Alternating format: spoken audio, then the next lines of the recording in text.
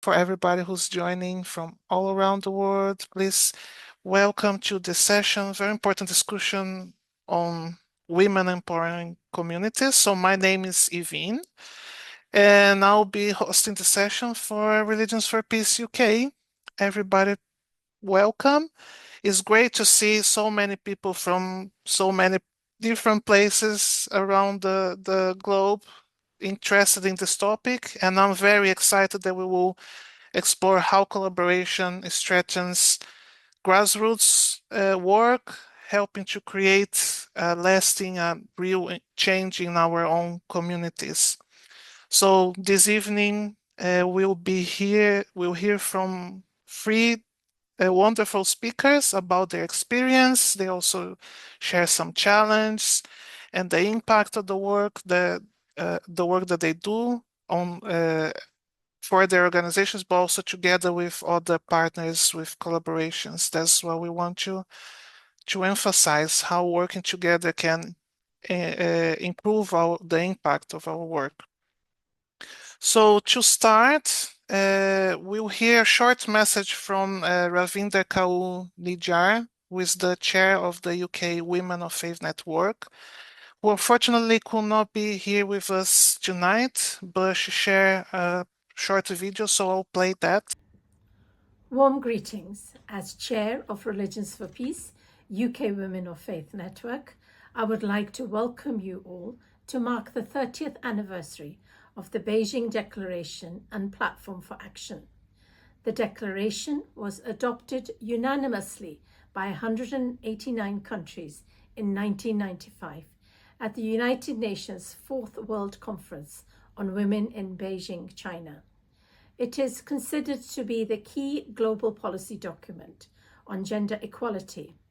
So, what does the declaration say? It recognizes women's rights as human rights, sets strategic objectives and actions for the advancement of women and the achievement of gender equality in 12 critical areas of concern. It provides a framework for analyzing the status of women around the world and assesses the efforts of governments to support women's empowerment.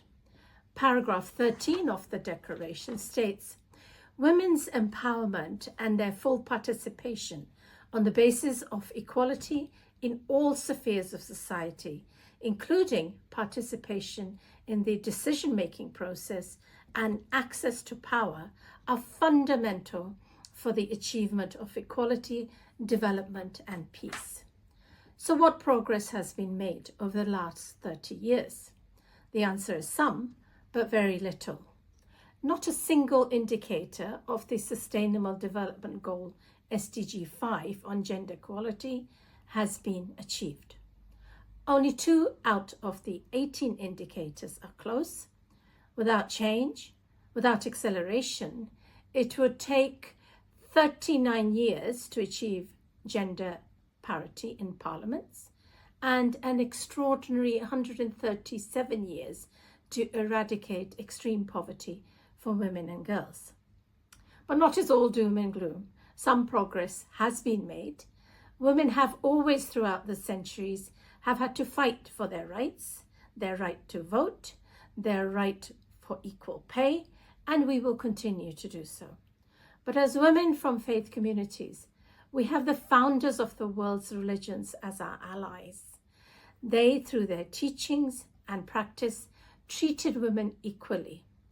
Using the Dignity of Women's Scriptural Reflections exhibition, empower yourself and challenge the misuse of religion in regards to gender equality. Work together and become the force to be the voice for the voiceless and help to make a better, more equitable world for women now and in the future. We still also have a lot of very important work being done by very many organizations and individuals, like the ones that we have here this evening. So I would like to remind everyone of that. So although we are far still from equitable society, let's cheer and learn from people doing real change for the communities that they work with. I would like to hear from the first speaker. So Yosh, she leads a facilitation and training at Both Voices, and she has a background in linguistics and years of experience facilitating conversation with young people, bringing valuable insights into how education can be a powerful tool for social change. So she will share with us how they engage with schools, how they design their projects, and also how these talks are key to driving real change from education with the young people. Yosh, please feel welcome, and it's over to you. Thank you so much, Ivine. Yeah, hi everybody. Good evening. It's such a pleasure for me to be with you all today. I'm really excited to be here alongside Jean and Huda as well, and I can't wait to hear them present and speak.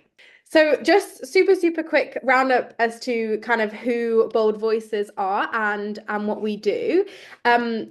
We are an organization that works specifically with school communities to help them recognize and tackle cultures of gender inequality and gender-based violence. And myself, my role is to lead on the facilitation and training side of things. So I'm the person who's out every day working with young people in schools, delivering talks, delivering workshops.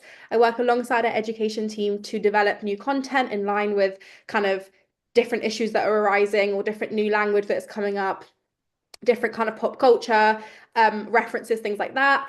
And I also train our new facilitators to be able to deliver in different and complicated and kind of nuanced settings, whether that be kind of faith settings or kind of different sectors of the education kind of system. I wanted to share a little bit about our education first before I get started talking about collaboration and how kind of what collaboration means for Bold Voices. So I'm going to spend a couple of minutes giving you all an insight into how we frame the conversation about sexual violence. I'll do that in a second, but first I just wanted to kind of talk a little bit about what we do and kind of our impact, if that is okay to share. So our main tool for transformation is talking. It's conversation, and that's how my kind of background in linguistics was randomly really handy when it came to tackling gender-based violence, and found that actually, although my academic background was not in social studies or in gender studies or anything like that, my skill was kind of randomly more rare, and it was in facilitating spaces where people who with different backgrounds, different upbringings, different ideas can come together and talk about typically divisive and polarizing content, and that content was all around kind of sexual violence, gender-based violence, but actually the conversations we have more day to day are about gender stereotypes, what we expect of boys, what we expect from girls, what language do we use when boys don't quite do what we expect of them, same with girls as well. How do we kind of exclude trans and non-binary people from conversations? All of these types of day-to-day things that create the foundation of the culture, and I'll explain what I mean by culture in a second. So we encourage young people to talk, and we model to them how to have conversations where they are led by curiosity, genuinely trying to understand what each other are thinking, what each other has experienced. When I first entered the space as a facilitator, I found that young people very quickly got into debate discourse. So they would get into a conversation with the intention to win, and that would drive their method of communication. So instead of listening with the intention to try and connect and see if there's a relatable element of what the person was saying, they would listen with the intention of picking up loopholes and kind of diminishing the other person's argument, in order to leave that conversation with kind of more pride, I guess, or to not look weaker. And I realized that actually it was the way of talking that was holding people back, not necessarily what they were saying, because we're always going to have different opinions to each other. But the more we can create spaces where people feel like finding connection is not a loss and it doesn't make your point look weaker, instead it's actually the point, the better and more fruitful conversations and more impactful conversations that we can have. So I've done a lot of work on reframing why we are talking and being really transparent with young people about that, really bringing that to the forefront and being like, look what's just happened, guys. Look how you've just been talking to each other. In terms of our impact, last academic year, we worked with almost 45,000 pupils, staff, and parents across the UK and a little bit beyond. We were lucky to do some work in Europe as well. It's not every day we're in a gorgeous beach saying that we're tackling gender-based violence on the beach. It's just perks of the job sometimes, but it was wonderful. So we did some traveling as well in some international schools. And this is just a small kind of quote that some pupils gave us as feedback if you want to read over that, but I won't dwell too much on it. So I've been addressing this idea of a culture and what this culture kind of looks like. And I want to share with you this, which is, this is really the crux of our education. This is the academic theory from which we created our workshops. And actually a lot of our talks are kind of based off of this idea as well. In fact, all of our talks are based off of this idea. They just look different and are scaled based on the age of the pupils we're talking about. At Bold Voices, our approach to tackling sexual violence is to understand or to frame sexual violence as not isolated incidences. So instead of thinking that sexual violence is an inevitable kind of bad thing that is going to happen because there's always going to be bad people out here who do bad things, it's trying to understand, is there a wider culture which is creating a foundation from within which sexual violence becomes inevitable? So what are these stereotypes that set up a gendered power dynamic? How do we continuously learn and absorb these stereotypes in the media and on our TikTok For You pages, from our teachers and how they talk to us, from our parents, from the education system? How do we kind of monitor each other's behavior and really kind of shame each other for not fitting into these stereotypes? We look at how there are layers to this problem. That top layer that you can see is the layer that, yes, is the thing we're trying to stop, but it's actually the layer that most people agree is bad. So we don't focus too much in our workshops on that top layer. We teach young people what these experiences are. We give them the language to recognize whether these things have happened to them or not before. But the vast majority of the conversations we have at Bold Voices are unpacking and exploring those three layers underneath. The impact of that culture, because those are the things that young people do every day. And those are the things that they don't feel necessarily defensive about, because you're not accusing them of causing harm by talking about how they interact with those stereotypes or these attitudes or these structures. Everybody obviously gets defensive at the top layer because that is harmful objectively. The other layers, it's about understanding how they can connect together. It's not about proving that each one of these things on its own is terrible. It's about understanding how they are all causes and consequences of each other and how they all are happening at once and therefore creating a culture of sexual harm. So this is the kind of foundation of our education, and all of our workshops and our talks are, like I said, focused in on this somehow. The point of it is to equip young people with the knowledge to get them to understand that the little things they do day to day are connected to experiences of sexual violence in some way. So it's supposed to kind of harness some responsibility and accountability amongst everybody, regardless of who you are, regardless of your gender. Everybody partakes in a part of this pyramid in some way. So it's the idea of like shared accountability. So I'm going to spend the next couple of minutes presenting a little bit about how we collaborate. And collaboration is obviously at the core of what we do, but in different ways. So I've kind of broken it down into three things I'm going to mention really quickly. The first way that we center collaboration is how we collaborate with our school communities. So I wanted to give everybody a little insight into how we work with schools to tackle sexual violence in that school specifically.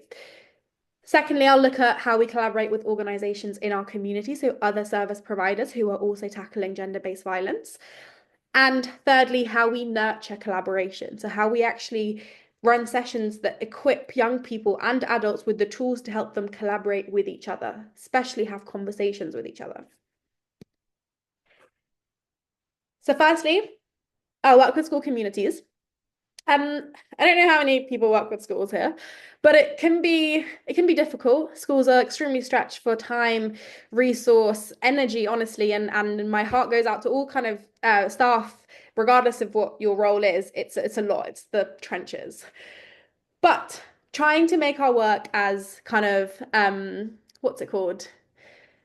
As tailored as possible is a really, really important process for what we do. The first thing we try and do is position our expertise. What that means is when we hop on with a school for a call, for an initial call, when they've decided they want to bring us in to do some work, we make it really clear that although we are the experts in how this culture operates, we are not the experts in how it shows up in their school. So really giving the school or the community that you're working in the space to voice their concerns, even if we think we know what's going on because we've seen it in honestly every single school, there's a real temptation to assume you know what a school needs when you've worked at so many and when you've seen such similar signs across these institutions of this issue and this culture. But yeah, really telling them, giving them agency and telling us and explaining to us what the problem is from their perspective. And then our job is just to teach them about the culture, and then which enables them to kind of apply that understanding to their own context. So the kind of change often happens when we leave the building, which is something we're very kind of okay with, and I guess takes a little bit of getting used to. So positioning our expertise is number one. Intentionally framing our work as preventative, not reactive. It's gone really wrong before when we've worked with schools and collaborated with schools who have been really obvious about the fact that they have brought us in off the back of an incident. So something will happen, an incident of sexual violence, and they'll be like, right, we're going to bring in this organization, and the defensiveness we face from students, it just makes our job that little bit harder to break down those barriers and be like, no, we're not here to judge, we're not here to shame, we're here to talk. That's a lot harder to believe when there's just been a real like rift in the year group. So I make it really clear that if the teachers are going to do that, they shouldn't tell the students that that's what's happening. But ideally, actually just wait a little bit, let things settle a little bit, then we can come in. And I promise you, young people are so much more likely to reflect on their behavior when they don't feel like they're being accused of anything bad. So yeah, that space of kind of genuine reflection and curiosity can only be provided if the stakes kind of come down a little bit. So that's our second thing. And our third thing is working holistically. So if we're collaborating with a school community, that means we are working with the teachers, we are working with the pupils, we are working with the parents. We try and insist that schools have staff training before student training. And that is because we would go into schools, we do work with their students would be brilliant. And overwhelmingly in our workshops, they would say, you're getting us to question our stereotypes, but like this teacher says this to me, and this is how the teachers speak to us, and this is what they expect of us. And so it's really hard to harness community change bottom up in a school, and you need governors, teachers, SLT members to be on board, ready to be challenged and kind of called out by their young people, and have that shared accountability across power structures as well in a school. So yeah, kind of working across, and we also teach everybody that continuum. So everybody who does a workshop with Bold Voices learns about this culture, which is nice because then they have that shared language. Our second way of, oh, actually, I might leave that till the end. Oh, no, that is right. Collaborating with our community. I've put a couple of the people we've collaborated or are currently collaborating with on the board at the moment. Religions for Peace UK being one of our newest collaborations, and I know in particular looking at kind of getting funding together to run some community-based work, which is really exciting. Collaborating with people in the sector has to be really intentional because we work in a sector that is chronically underfunded and under-resourced. And so competing feels really terrible and can feel, yeah, it just feels like really tricky. So when we're trying to collaborate together, when we're trying to figure out who we want to collaborate with, there are three kind of key things that we look to. So first of all, our values aligning. At Bold Voices, we center intersectionality in all of our practice. So we don't just talk about how gender impacts our lived experience of the world and of sexual violence, but of how gender, race, ethnicity, nationality, background, migration status, disability, religion, all of these different things impact our lived experience of violence. And here specifically, we're talking about sexual violence. We center an anti-colonial practice. All of these kind of, whether that's in our facilitator team, kind of representing a very varied and diverse lived experience background, or whether it's in literally the content that we teach as well. So we use scenarios and on all of these different things to get young people thinking beyond their personal experience. We look at how we can amplify efforts. So if there's so many of us kind of fighting for funding or resources, and trying to kind of connect with stakeholders, we try and look at how our work can amplify each other. So very, very often I'll be in a school, they might have a really specific problem with boys, and it's really easy for me to be like, look, we do work in co-ed spaces, but if you really want an organization that specializes in working with boys specifically, you have a brilliant organization like Beyond Equality. If they have like a sex ed issue, kids don't know anything about sex and relationships at the school, cool, speak to Split Banana, they're brilliant at that. So really understanding what each organization's niche is, so that you can really confidently be like, these people are brilliant at this, please go and speak to them. Finally, enriching all our practices. I run shared skill shares with a lot of these organizations where we bring all our facilitator teams together, of which, by the way, there's a lot of crossover. So a lot of our freelance facilitators work at other organizations as well, which makes for a really enriching student experience, because they bring in their like sex ed knowledge and their anti-colonial knowledge and their kind of gender knowledge. Everything is kind of carried by these individuals who are all brilliant. But yeah, shared learning spaces, shared community of practice spaces, shared response spaces, which is really important. In the rise of kind of the manosphere or Andrew Tate kind of ideology a couple of years ago, the kind of emergency spaces we shouldn't really call it that because it really caused more fear than it should have, but are like immediate response of just, let's all come together. What's everybody doing about this? This is what we're doing. This is how we found young people has responded. How have you found your young people have responded when you've done that? Just sharing, make sure everyone kind of stays calm, because we all know that, okay, cool, we can start sharing our experience. This is what works for us. Why don't you give it a go? Why don't we try what works for you? So that's our kind of how we collaborate with community.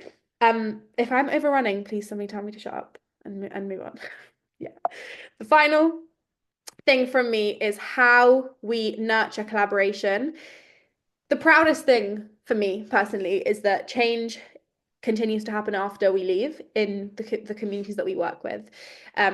We know that from staying in touch, from impact measurement, from just kind of being brought back all the time and seeing the people we've worked with and how they kind of grow up and change and develop and yeah, I don't know where that was going. There are 3 different ways that we nurture collaboration at Bold Voices.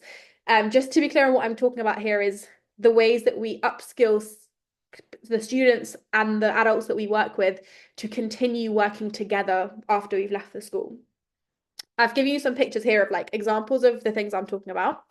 We run mentor workshops where we deliver education with sixth formers. We introduce them to this idea of a culture, but I train them up to be able to have conversations with younger year groups. So to be able to not just sit a young person down and tell them everything that's wrong with the world, but instead ask them questions to allow them to reflect on their language, their behavior, what they've watched, how it might be shaping their ideas, but also to relate to them, to be like, oh, I've seen that too. I used to watch that on CBBC as well when I was younger. So watching that, honestly, is the most kind of like rewarding part of what I do, watching students talk to each other. The workshops where I don't actually have to facilitate much. The older students, and it is crazy what happens when an older student is given that responsibility. They might be someone who typically does not care about gender inequality, but once you've told them, look, you're gonna step up, you're gonna be a role model, you're gonna come and support with these conversations, like a 180-degree change I've seen in just like what they care about. Even if it's just temporary, even if it's just for that hour of the workshop, what they model for the younger students is worth its weight in gold. We run the Ambassador program, which is our virtual program, which basically brings students across a journey over 8 weeks of learning online. They run like projects in their schools with the help of staff as well. So staff do 5 sessions, 4 or 5, pupils do 8 sessions, parents do 2 webinars. So we bring all of that together, and the staff's role is really just to support the students and to amplify student voice in their schools and to help them with the practical side of kind of running a campaign in their schools. And finally, we have our Nurturing Quality Festival coming up in 2 weeks, which is where we bring a bunch of schools together, primary schools, and they bring their year 6s. We would have trained some mentors sixth formers from a host school, and these sixth formers basically support. It's like a really massive mentor workshop, but it's like a carousel of activities across the day, and these mentors support these little year sixes in learning about gender inequality, gender stereotypes, gendered language. So yeah, we like to collaborate with other people externally, but really our work inherently nurtures collaboration amongst our stakeholders and people we work with. Thank you, Yosh. It was brilliant to learn more about how you worked, all the tailoring, the framing, and the holistic view, and also how collaboration is an important part of your work. Thank you very much. Huda is the co-founder and executive director of the Faith and Violence Against Women Coalition.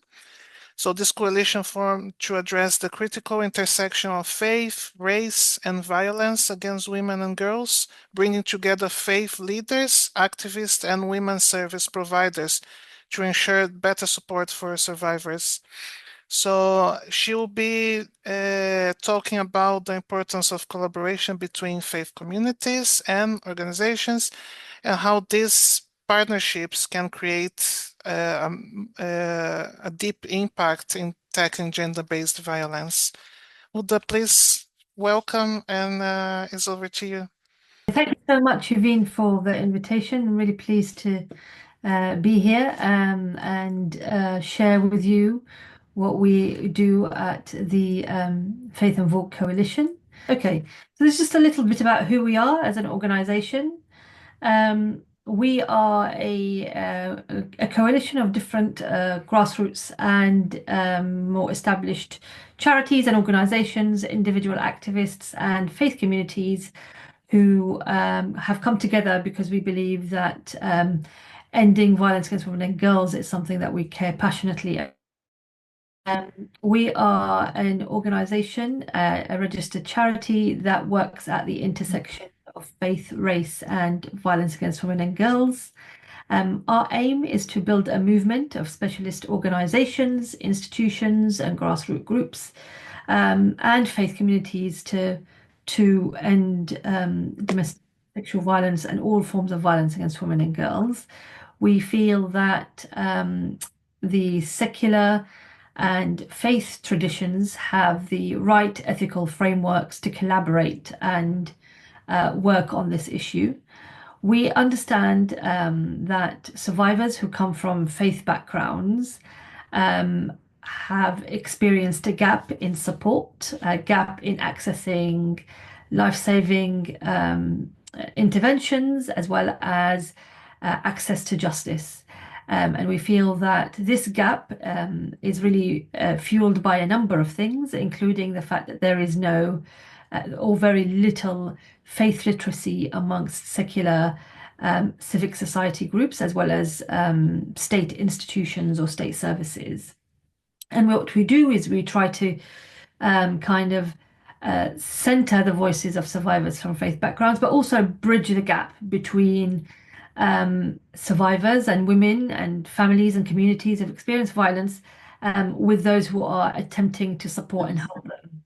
So that's what we do, and we kind of feel that we must always collaborate and work together in order to achieve that goal. So these are our values. We operate, we try and embed these values in everything that we do, from kind of how we work internally with each other to how we work with our members and community. So we would call ourselves a feminist organization. We are a charity, non-religious. We do not represent a religious or faith group. We are a coalition of organizations. We believe that faith and religion can be used and have, like I said, the ethical tradition to end VAWG. We believe that violence against women and girls is part of a wider system of oppression that marginalized and sidelined and vulnerable and minoritized people face. We are experts because we are experts as survivors in our experience as survivors, but we also have a history in working at both a institutional, community and grassroots level to tackle gender-based violence. And one of our key kind of pillars of belief is that we are constantly an organization that wants to learn and reflect on its work and practice, so that we're always kind of hearing what survivors have to say about their experiences and how these are different or change or kind of are more nuanced depending on the experiences and the circumstances that our survivors face. We also believe that there's no hierarchy of faith, belief, or non-belief. All are equal and can work together collaboratively. In fact, our members are not all faith organizations. They're very kind of secular or non-religious, whether groups, community groups, or actually institutions and charities. So that's very important to say, that you don't have to be a person of faith to work with us. And this is what we do. We try and build a movement to make systemic change. And the idea is to kind of amplify the voices of women and survivors from faith backgrounds. Often they are not heard, and faith is not recognized as a central part of either the abuse that they've suffered or actually a important facilitator of support and healing. We want to build and have been building faith literacy and knowledge across secular agencies about the barriers that survivors face from different faith backgrounds. And we also feel like we want to connect different people, organizations, individuals, activists to come together and work to end violence against women and girls. So that's how we do our movement building work. We also work very hard to create resources and lobby and advocate for positive policy and practice change. That's whether it's with lawmakers, policymakers, or even actually organizations that support survivors and come from a women's movement or feminist background. So yeah, these are the kind of 4 pillars of our work. Amplifying voices of survivors, building faith literacy within secular institutions and agencies, helping to change policy and practice, both within kind of policy making circles with practitioners, and also institutions and agencies that support survivors who kind of have processes and procedures that might not take account of or realize the dynamics of faith and how that interplays with gender-based violence, which sometimes can create further risk and harm to survivors from faith backgrounds. And then one of our most important pillars is actually engaging with faith communities and supporting them both to contact and be in relationship with secular services, but also more importantly, to learn from the wisdom that they have around gender-based violence. Because long before feminism, long before CEDAW, long before CSW, there were faith communities who were doing this work from day one. And they never called it VAWG, they never called it gender-based violence or feminism. They just called it looking after each other, looking after our community. They called it justice, they called it equality. And so it's about learning from these communities about their wisdom, their work, and their practices to support women who are experiencing harm, whether that's in the name of faith or a god or a deity, or whether that is because the people around them manipulate their spirituality and connection to the divine to ensure that they are vulnerable and are harmed. So that's what we do. Hopefully I can move to the second and you can see that. It's blue. You can see that. So yes, thank you, Yoshi. We work on these four pillars by, as I said, working with survivors, whether that's through advisory groups, whether it's actually highlighting the work of our members, who sometimes include survivor-led groups. We do research, and we convene an annual conference that brings together all our members, but also different stakeholders. We build literacy mainly through training and knowledge building skills and exchange events, where we create a curricula of what it means to be faith literate. How does faith work in the context of abuse? How does it work in the context of empowerment and healing and support? And also share the training that our members have that is very specific and nuanced to either a specific community or a specific form of violence against women and girls, or a particular religious or faith tradition. We also have, we influence policy and practice through lobbying, again, roundtables, policy briefings, best practice guides. If you go on our website, you can see we have a spiritual abuse guidance that we've produced that really spells out what does spiritual abuse mean, how do perpetrators use it, how does it impact survivors, but also how you as either a service or an advocate or a faith community can tackle it and prevent it.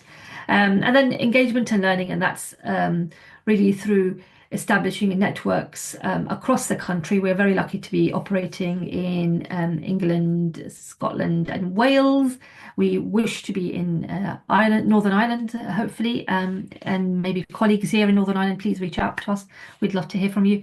And across the world, and by kind of bringing together a network of these specialist organizations and diverse grassroots groups to talk very frequently with each other, where we curate events where they share and exchange ideas, practices, and really act as a form of support and kind of encouragement to each other that's both informal but also invaluable in terms of just the moral support that is required to do this work. Often you're in this space where you're not quite seen as a true feminist because you have a faith and a spiritual kind of attachment, or you are seen as not quite faithful or a believer because you have a feminist understanding or an analysis of what's happening to women and girls and the world in general.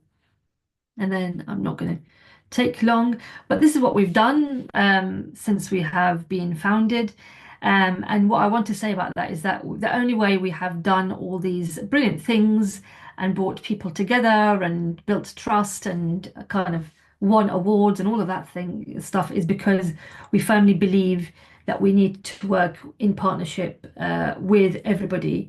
And our idea is that once we work with partnership, we want to move beyond that and go towards community, because we firmly believe our community is our superpower. That's our members and beyond. And it is through working with each other, is through creating bridges of support, of understanding, of collaboration, that we can end violence against women and girls, because we need to have a very rounded approach to this issue. And we're very delighted to be working with Religions for Peace in the UK to kind of explore what that looks like across faith groups and faith traditions. So really, really value that collaboration. And this is why we need to work together, because through our community, we can support survivors better. Through our community, we can collaborate and create a hub of knowledge and expertise that can help us dismantle all forms of oppression. Through collaboration, we can support communities to do as much as they can and remove barriers. We can support experts to do better, to hear better, to listen, to remove barriers to access and support. And through our movement and our community, we can ask for justice, demand it, change laws, change practices, but also nurture the capacity of each other to do this work, because we can't alone do all of that together. So it's just through the power of our community and through collaboration and partnership that we can achieve these very lofty and important goals. And that's where I finish. Thank you so much for Thank you listening. very much for your beautiful presentation, very beautiful and powerful remarks about the importance of collaboration. Thank you very much, Huda. So next, I'll invite Jean Urquhart to represent the Scottish Interfaith Group of Domestic Abuse, a group that for over 20 years has been raising awareness about domestic violence and supporting survivors, often working in partnership with other organizations like the Women's Aid.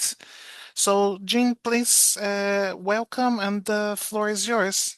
My name's Jean Urquhart, and I work with a group of people, and we're called the Scottish Interfaith Group on Domestic Abuse.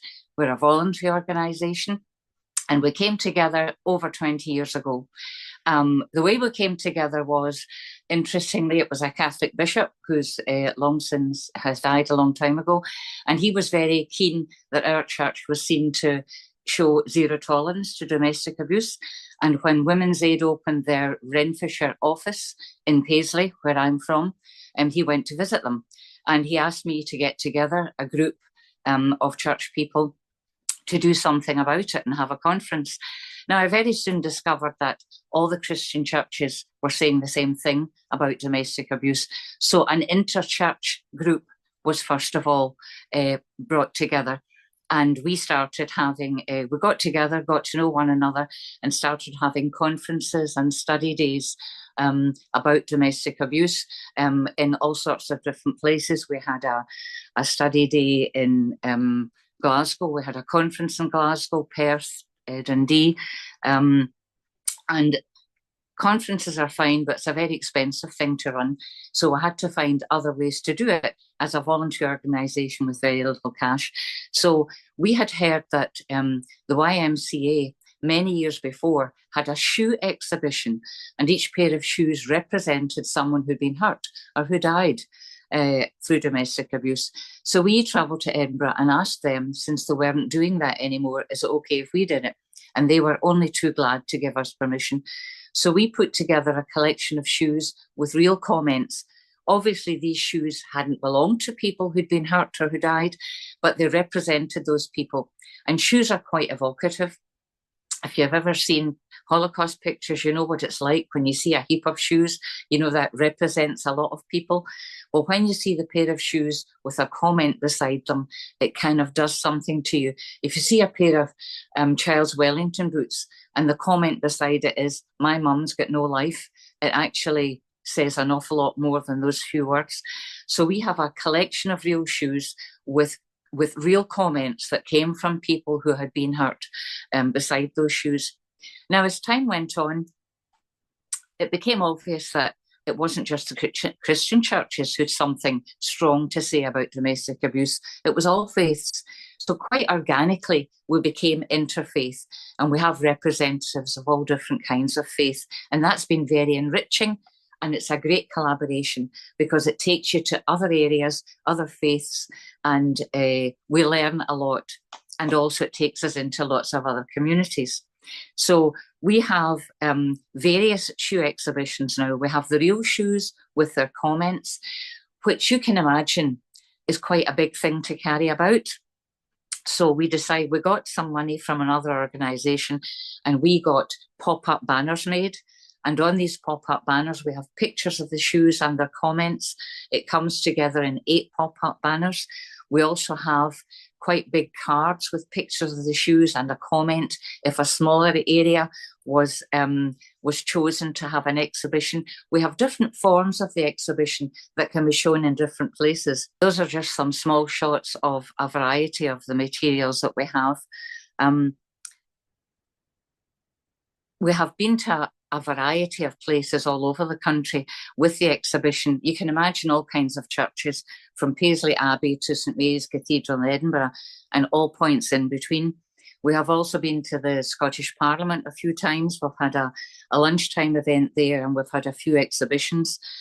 We also through collaboration with the Episcopal Church, who had a link with a prison, we got into 2 prisons, and we were in Greenock Prison and Shotts Prison. Now, when we got in there, we did 2 days there. We went for 1 day to speak to staff, to do the training with staff so that they knew what the prisoners were receiving. And then on the second day, we worked with the prisoners. It was different in both places. In Shotts Prison, it's all men, so they were brought in category groups, and we worked with them individually. In Greenock Prison, the men came separately from the women in the education wing. But what was very significant for us that day, when it was presented to the men, it was during education time, and they were given the choice of coming through to look at the exhibition and speak to us, and they did. But when we dealt with the women, they came as a group, and we took them as a class, and we showed them a short video that had been made by Women's Aid. And the significant thing for us was those women, every one of them sat and nodded through that film as if, I know exactly what that is. I've been there. I was that soldier. It affected us seeing their reaction to it. So we will go anywhere with this exhibition. It can also be borrowed. We loan it out free of charge. And we have actually posted boxes of shoes to England because someone was very keen to set up an exhibition. Because of our links with other churches, we've been in synagogues and mosques. We've been in all sorts of different places with the exhibition, and we'll go and talk to any group anywhere. Also, we got funding, and we made a short film. We made a 9-minute film, and it's called Walking Through Domestic Abuse, and it's really about the shoes. We have got engaged a local filmmaker, and it took us about a year. I have great respect now for filmmakers. It took a year to make this 9-minute film, but it's available on YouTube.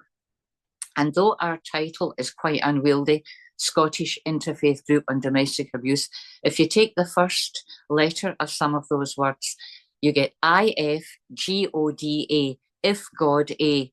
And if you do www.ifgoda.org, it will take you to our website and you can see the film. But it's also available on YouTube. And we have taken that many places.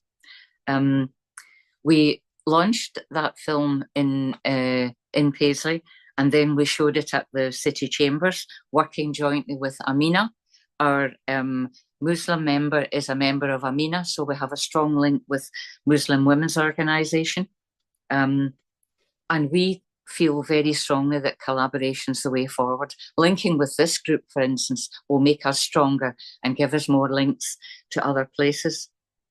Recently, because of International Women's Day and also World Day of Prayer, which came the day before, I discovered there were 3 churches in my area doing services on World Day of Prayer.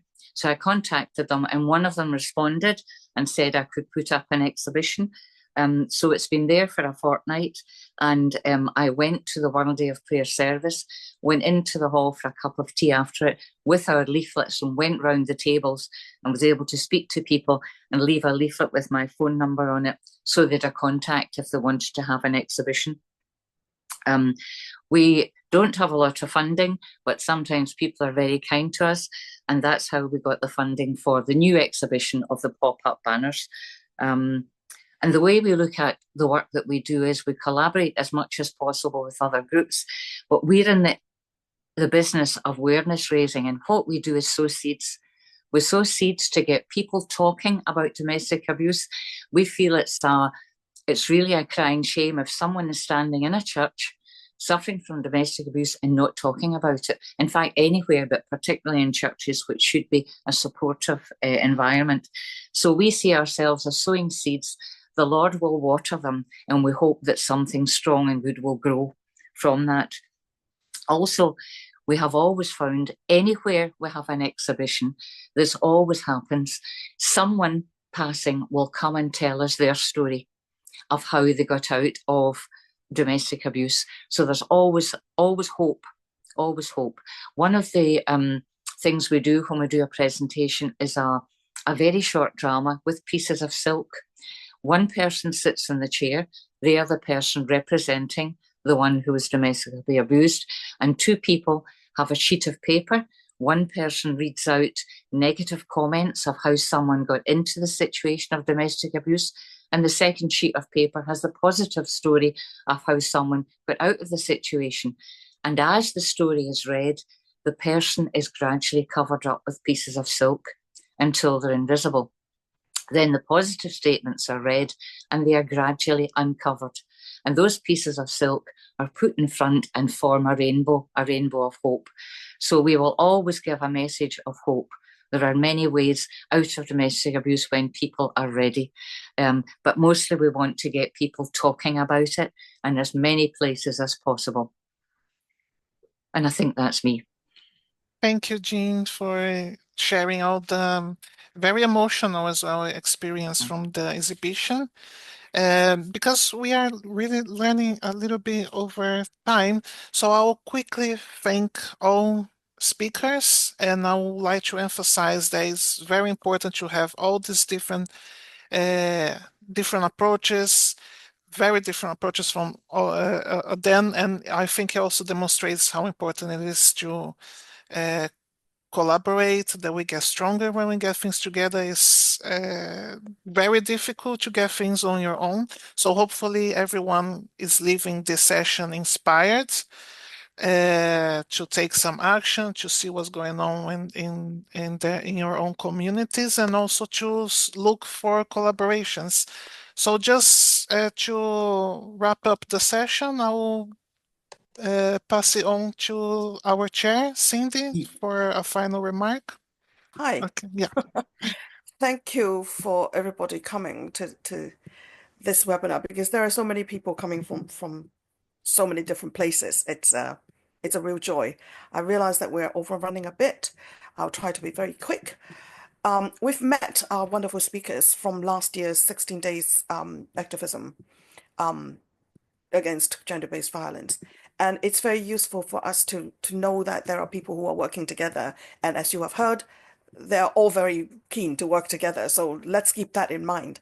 So today it's a parallel event of the CSW, and the Women's Right in Review, marking 30 years after Beijing.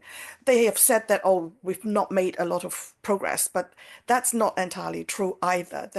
We hear more about what goes on, so it looks like it's more overwhelming. But 30 years ago, we didn't know quite so much because of the amount of communication that's available to us. So we are doing things. So to be very quick, last year, actually 2 years ago, we started male allies amongst the faith leaders, because obviously gender work is not done only by women. We need to include the men and the boys and get them geared up to take on the work as well as the women. So we are trying to do an ambassador program. So that would be with both voices, going through to see how we can send these ambassadors out, and that would be a very worthwhile thing. And last year, to wrap up the 16 days campaign, we did a poster. We got all the key information of all the emergency and non-emergency information, so that we can post it at the back of in some safe places, so that the women who have the need would have all the information in one place. They all have QR codes so that they can just take it with their phone, and when it's safe, they can access people who might be able to help them. Now, of course, we want gender-based work to work all through the year, not just for Women's Day, not just for the 16 days. So let's close that gap so that the work is taken out year round. In doing that, we invite collaboration with people like our speakers tonight, and further people that you work with, so that we have a collaboration scheme. And we have option 1, which is to take our programs out. Option 2, which is you have a program and we support you doing your work. So that's the two things that we can work with in inviting people to collaborate. It's a two-way street. So that's one thing. And we've also got a place where people can list their own listing. So it's called the Peace Builders Network. The Peace Builders Network will allow you to put yourself as a listing, either as an organization or as an individual, saying what work you do, giving your social media so that you are more visible among other people. People can look you up. It's got a search engine by region or by area of work, so that if I invite everybody here to join, because it's only in being visible that we can find each other beyond an event like this.